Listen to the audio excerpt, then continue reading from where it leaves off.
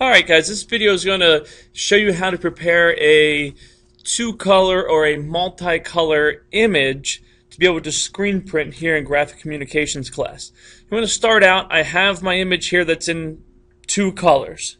Alright, you should up to this point be able to figure out how to convert the colors to black. Alright, by using the magic wand and the paint bucket. Alright, so you would come up with things like this. Alright, here would be the red color, alright, all by itself, and then here would be the blue color all by itself, again converted to black. Okay, what we need to do for this project, we're going to use half a sheet of paper.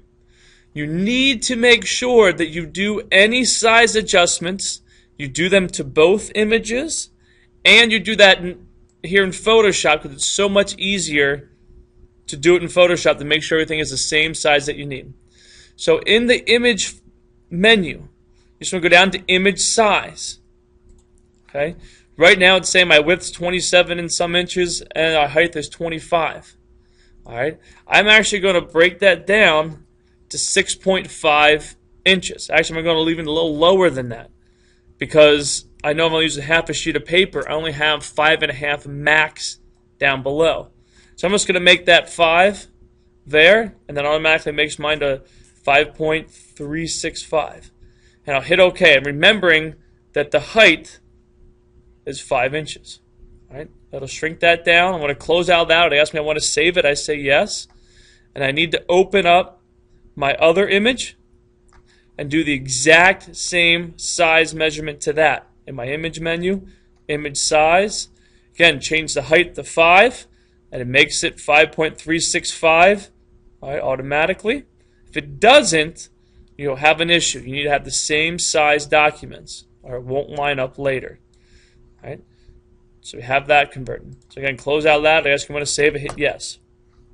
All right, then what we'll do, we'll take each one of these into Illustrator to make it a vector.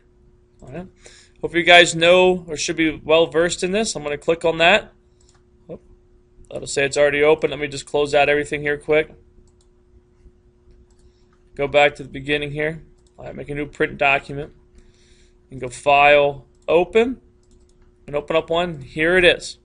All right. Just going to click on my live trace, converting everything to a vector. Okay. Close out of that. Let's say I don't want to save it. Hit yes. They ask me what I want to save it as. I'm just going to save it as this default setting here.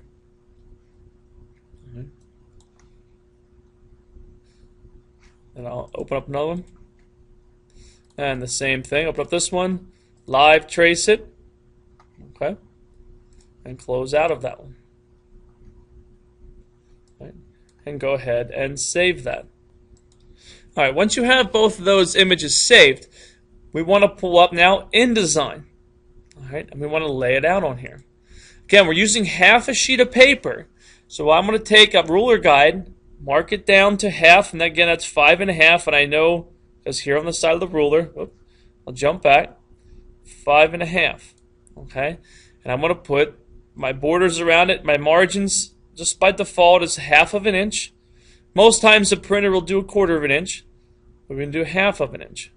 Okay, and I'm also going to do a 1/2 inch in from the side of the borders. Right? This will help me line up my registration marks, and I'll show you what that is in just a second. Alright, so I have 2 rectangles. I want to do a File, Place, and I want to make sure I grab my InDesign documents. Alright, not my regular Photoshop one. Alright, my InDesign ones. And you'll know because it says AI on it. Alright, so I click on that. I want to leave it here. I want to line it up to something that you can identify. All right, something that you can identify that will allow everything else to line up. What I'm going to use is my selection box. All right, I want to have it automatically snap to the side. All right, and have the point down below. All right, so I automatically snap that one to the side. All right, it's there.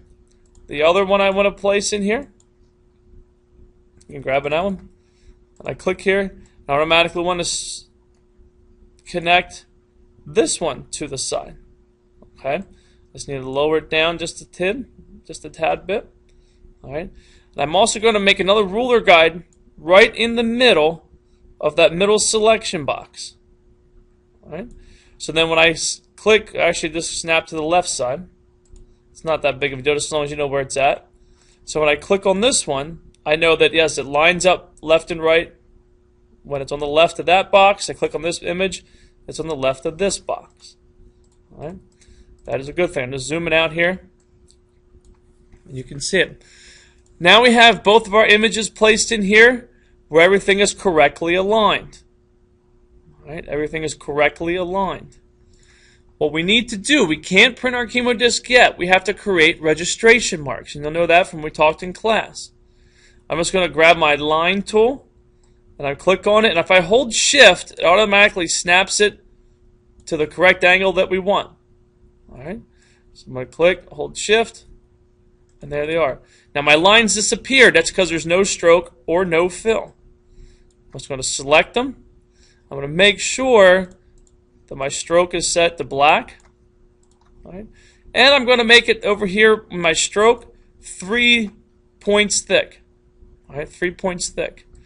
What I'm going to do is I'm going to copy and paste it so I have another set here. And I'm going to line these up right where these crosshairs line up down below. All right. Whoops. Just right where this cross doesn't have to be exact on your making it, but it has to be exact where you're lining it up. All right, that everything does line up just right. All right. So I'm gonna, looks like I'm off to the right a little bit. We'll just line that up. All right.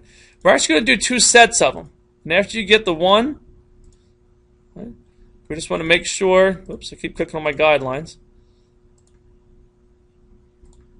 All right, I was gonna copy and paste it, and I'm gonna move it to these ones. All right. This will help in our alignment when we actually will do the screen printing. All right. Again, it's essential that these are the exact same size. You cannot resize in InDesign. If I wanted to say, okay, I need to resize this, and you do something like this, to resize this one, it's almost virtually impossible to line up. So be careful and be looking out for that. And then just once all these steps are finished, you have your one color, your second color, and your registration marks. Then you are set to then print your chemo disc to the 150 laser jet